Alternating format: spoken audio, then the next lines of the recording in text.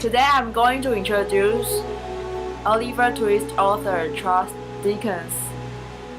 Charles Dickens was born in Lamport, Portsmouth on February 7 in 1812.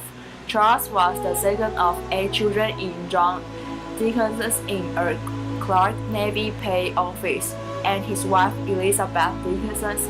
The Dickens family moved to London in 1814 and 2 years later to Clapham, Kent, where Charles spent early years of his childhood.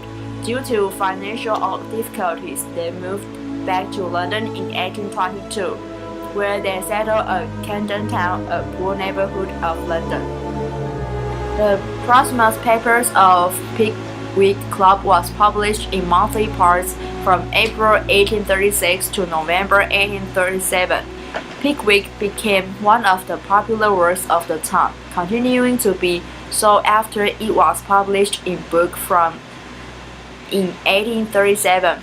After the success of Pickwick, Dickens embarked on a full-time career as a novelist, producing work of increasing complexity at an incredible rate. Oliver Twist, Nicholas Magpie, The Old Curiosity Shop, and Barnaby Rudge was part of the Master Hamlet's Clock series, all being published in monthly installments before being made into books. In 1842, he traveled with his wife to the United States and Canada, which led to his controversial American novels and is also the basis of some of the episodes in Martin Chuzzlewit. Dickens' series of 5 Christmas books was soon to follow: A Christmas Carol, The Camps, The Cricket on the Hearth, and Battle of Life, and The Haunted Man. After living briefly abroad in Italy and Switzerland, Charles Dickens died at home on June 9, 1870, after suffering a stroke. Contrary to his wish to be burned in Rochester Cathedral, he was burned in the Poets' Corner of Westminster Abbey. The inscription on his tomb reads, "He was sympathetic to the poor, the suffering, and the oppressed, and by his death, one of England's greatest writers is lost to the world."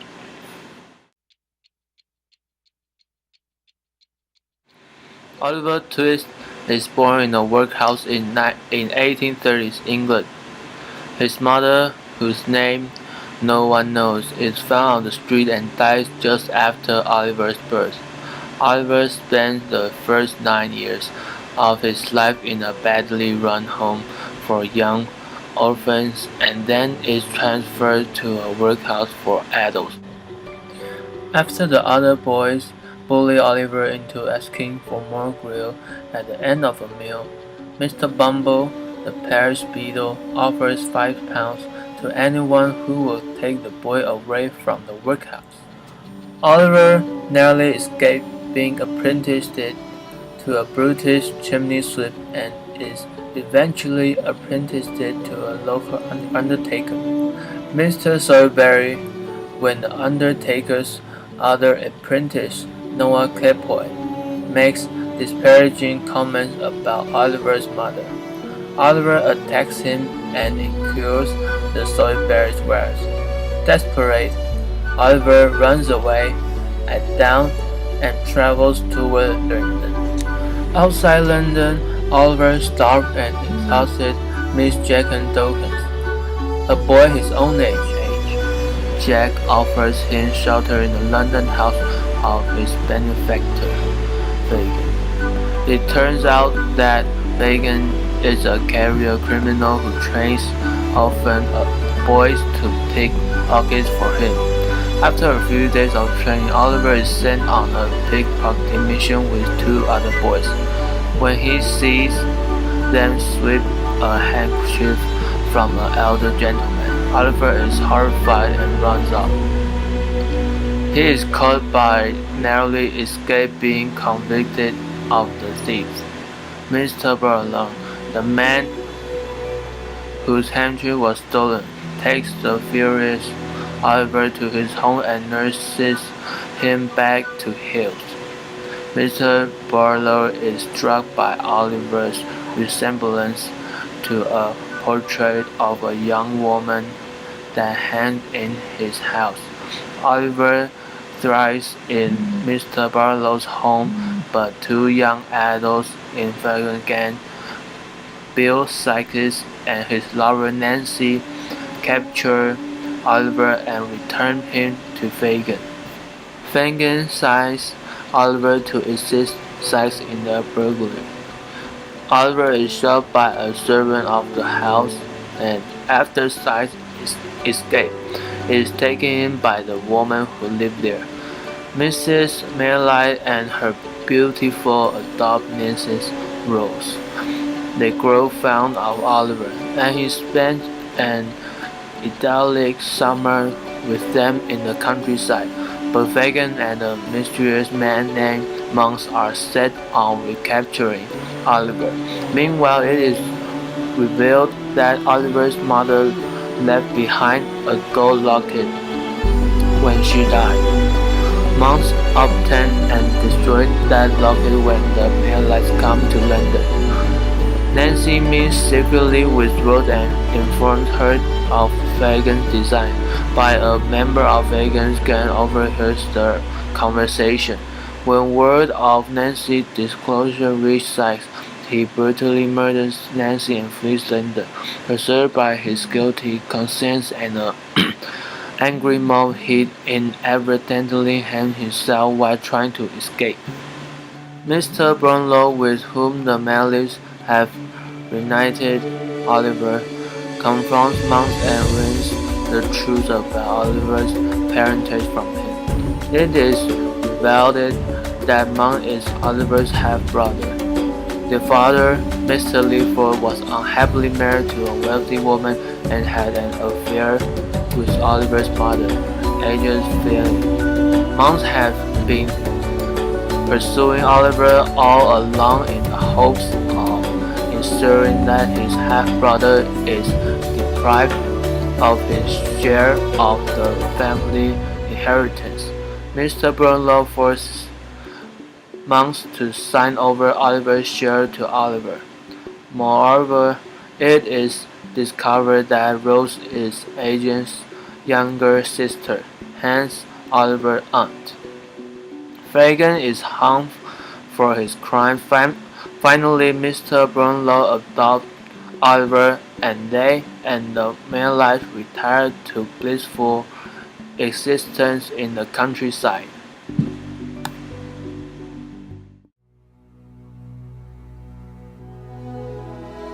Analysis: Oliver Twist is the story of a young orphan boy who reflects the life of poverty in England in the 1830s.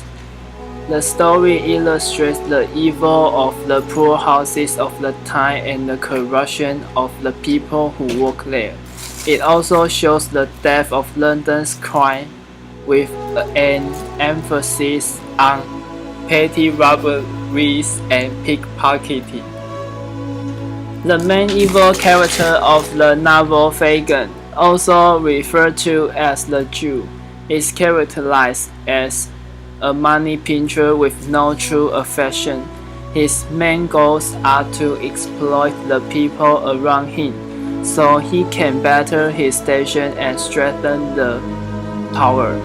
Fagin himself represents the evils of greed and unholiness. Oliver, on the other hand, is the complete opposite. Oliver Twist is a story about the battles of good versus evil, with the evil continually trying to corrupt and exploit the good. It portrays the power of love, hate, greed, and revenge, and how each can affect the people involved. Dickens' wide array of touching characters emphasize the virtues of sacrifice, compromise, charity, and loyalty. Most importantly, though the system for the poor is not changed, the good in Dickens' novel outweighs the evil, and the main characters that are part of this good life happily ever after. Discussion of the structure of the work.